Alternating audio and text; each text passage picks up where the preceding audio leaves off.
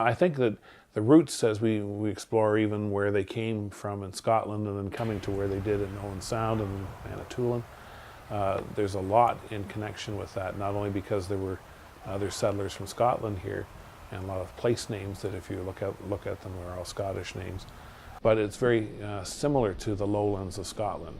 They'll talk about the Grey Bruce Highlands and those kind of things, but it's very much consonant with what they would have experienced in their life in Scotland. So it probably felt like home as they moved here. Spot for a farm. The Muskoka has represented an extension of that, I think, with the lakes and with the outcrops of rock, the granite, the strong things would have been very similar to much of what the Scottish tradition would have been in terms of a place to live and a place to be.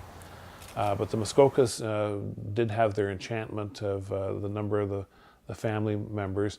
Bala was one of the early places where you would hear of them coming to visit. So Hugh Cowan and the children spent a lot of time up in Bala. We understand that he spoke at the Bala United Church, as it later became, as part of that, although we don't have any record of him being the minister there. That wasn't one of the charges that he had. But he loved the Muskoka area. The Fitzpatricks, of course, had their cottage on Tea Lake and Cops Bay area of the Severen, and that was something that went back in the Fitzpatrick side as well, I think, in terms of where it began. But Annie Grace and the others certainly embraced Muskoka life. In the case of James A. Cowan, that was Port Sydney area.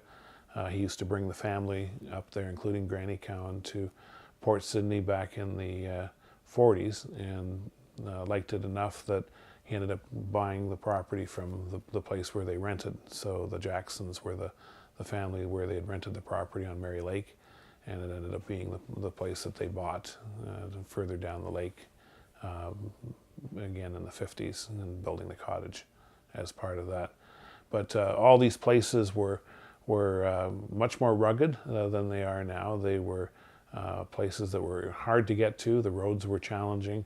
Many of the things that seemed to be consistent with their personalities and temperaments of not going to the easy places or necessarily the more well-developed places, but there was something in the ruggedness and the character of the countryside that seemed to appeal to them, whether that was, again, generational from the Scottish roots or just the love of the beautiful areas that these places were. But you have the Port Sydney, Tea Lake, and Bala kind of as three centers where there seemed to be a lot of activity. And then later generation, Joan and George Muser, which would be Joan Cowan, daughter of James A. They went over to South Portage and then later to Lake of Bays, again in the same region, and had cottages there, which were part of their story for many years as well too.